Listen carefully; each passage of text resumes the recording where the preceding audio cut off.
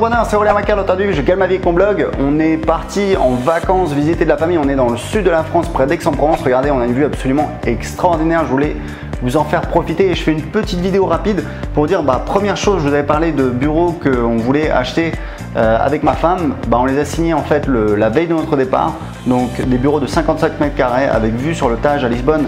Et ça va me permettre, comme on a un bébé maintenant, de travailler dans des bureaux et d'être plus productif. Et puis éventuellement, ça peut être un placement qui peut rapporter de 7 à 10% de rentabilité. Donc je pense que c'est un bon investissement. Maintenant, on va chercher un crédit.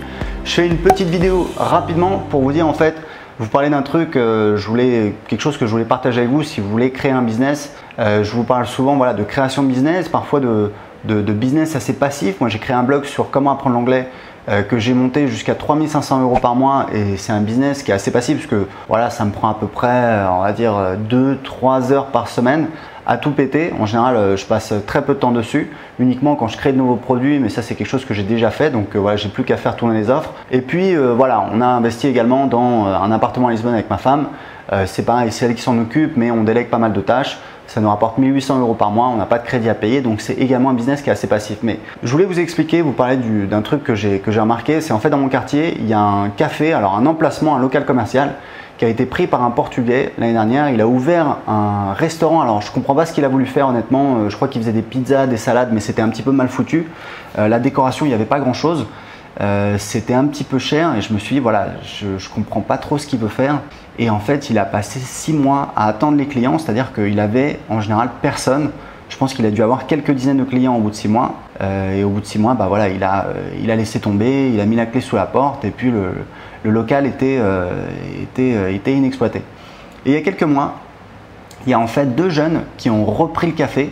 Le local, ils ont créé un café, ils ont fait une déco un petit peu sympa, un petit peu moderne, un petit peu tendance. Il y a plein de cafés qui ouvrent comme ça à Lisbonne. Et en fait, j'ai discuté avec eux, c'est des Ukrainiens. Et j'aurais parlé de ça, j'aurais dit moi j'habite dans le quartier et honnêtement la personne qui était là avant vous, elle a galéré. Et vous, ça cartonne, c'est toujours plein. Alors il y a plein de touristes, mais il y a également des Portugais, des gens que je connais, des gens du quartier, de tous âges qui viennent juste pour se poser, prendre une boisson, prendre un café. Et ça cartonne. Et en fait, elle m'a dit un truc. Elle m'a dit on a fait nous-mêmes la décoration. Il y a, je crois, son beau-père qui nous a aidés.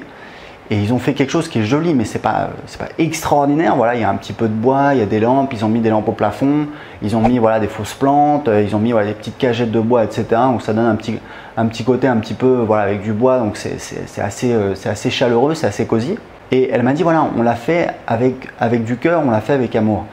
Et j'y ai réfléchi, je me suis dit, mais effectivement, ça joue une grosse différence. C'est-à-dire qu'ils ont vraiment mis leur trip sur la table, ils ont voulu faire quelque chose de super, ils ont voulu faire plaisir aux gens.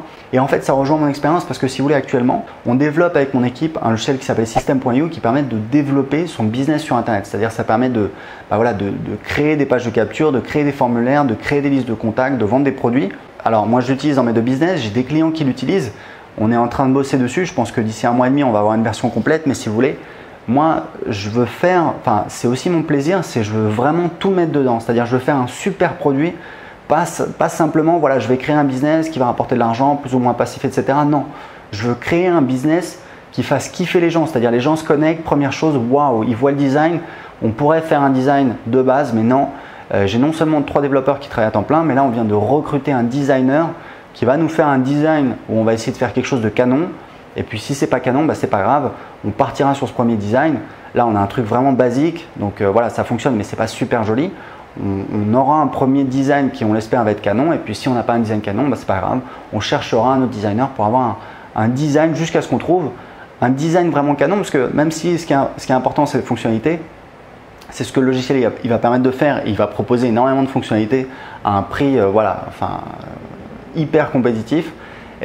On veut que les gens dès le départ aient une valeur perçue importante grâce au design. Donc c'est pour ça que moi j'ai arrêté de vendre du coaching, j'ai arrêté de vendre du service parce que je mets tout dedans et c'est mon plaisir et j'ai envie de faire quelque chose qui cartonne. C'est pour ça que là on vient de prendre des bureaux pour que je puisse vraiment avoir mon univers et pas être simplement en train de bosser comme ça à la maison et de pas être forcément toujours productif.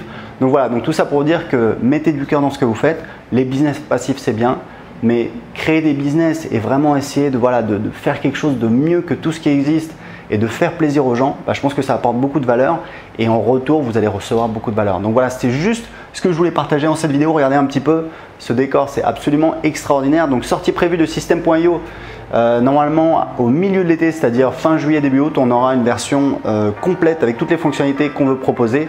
Donc pour être tenu au courant de la sortie de System.io, cliquez en dessous de cette vidéo et indiquez-moi à quelle adresse email je dois vous contacter pour vous prévenir du lancement. À bientôt, ciao!